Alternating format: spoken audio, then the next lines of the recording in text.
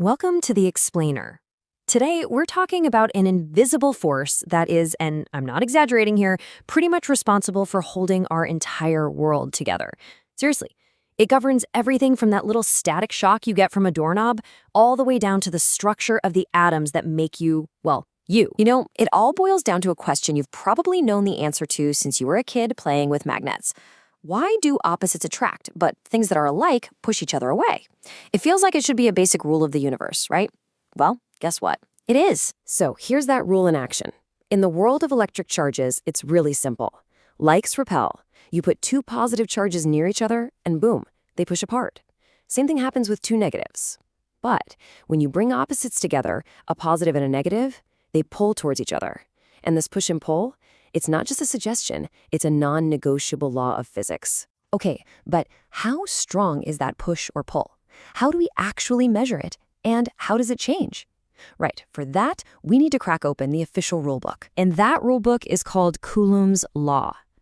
Now, I know, it sounds kind of heavy, maybe a little dense, but it's actually a surprisingly simple way to describe that force we were just talking about. It basically tells us the strength of the force all comes down to two main things: how big the charges are and how far apart they are from each other. All right, let's dive into this thing. The law is usually written out as a math formula. And yeah, at first glance, it can look a little intimidating. But trust me, just think of it like a recipe.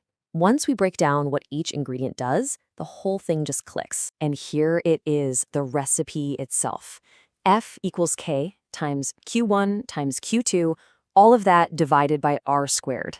It's wild, but that one little formula describes the force between any two charges anywhere in the universe. So, just like we promised, let's break down these ingredients one by one. So, first up, we've got F. This is the thing we're actually trying to find, the force itself. It's the strength of that push or pull we've been talking about, and we measure it in newtons. Now, to give you a feel for what a newton is, just imagine holding a small apple in your hand. The force of gravity pulling it down is about 1 newton. So when we calculate F, we're figuring out exactly how strong that invisible push or pull really is. Next up in our recipe are Q1 and Q2. These are our two charges, and we measure them in something called coulombs. The bigger the charge, the stronger the force can be. But here's where the math gets really clever. Think about it. If both your charges are positive, you multiply a positive number by a positive number and you get a positive answer. That means repulsion. What if they're both negative? Well, a negative times a negative also gives you a positive answer. Again, repulsion. The only way you can get a negative answer is if you multiply a positive charge by a negative one. So when the final force is negative, it's attractive. The formula itself literally has opposites attract baked right into it. How cool is that? Okay, then we have R, which stands for the distance between our two charges. And this one is the real game changer. Look at where it is on our formula. It's on the bottom. That means as the distance R gets bigger, the force F has to get smaller. But it's not a simple one-to-one relationship because of that tiny little squared symbol hanging out next to it. And that little 2, oh, it changes everything. And finally, we have K, Coulomb's constant. Just look at that number. That's not 9,000, it's not 9 million, it's almost 9 billion. It's this huge universal conversion factor. And its gigantic size tells us something really profound. The electrostatic force is, by its very nature, incredibly strong. It's because of this massive multiplier that even the teeny tiny charges on subatomic particles can create forces powerful enough to literally hold our world together. So we've got all our ingredients, we've got the charges, we've got the distance, and we've got that giant constant. Now let's put it all together and see what that R squared part really does to the force in practice. Okay, so this is where you can really see the power of that squared distance.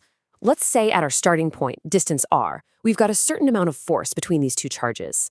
Now, what happens if we just double the distance between them to 2R? Your gut might tell you the force gets cut in half, right? But nope. Because the distance is squared in the formula, the force actually drops to just 1/4 of what it was. You double the distance, you get 1/4 of the force. It gets weaker, and it gets weaker fast. That's the inverse square law, and you see it everywhere in physics. So let's just recap the big ideas here. We started with that super simple rule: opposites attract, likes repel. We found out that the force between them depends on two things: the size of the charges and the distance between them. But the really big takeaway, the thing to remember, is that inverse square law. As things get further apart, that force drops off dramatically. and that one simple idea governs everything from the atoms that make you up to the annoying static cling on your laundry. And that leaves us with one last, kind of mind-blowing thought. This law, Coulomb's law, it describes the force that is literally the glue holding matter together. It holds every atom in the entire universe together. So what happens on those rare occasions when this incredibly powerful fundamental force is actually overcome? Well, the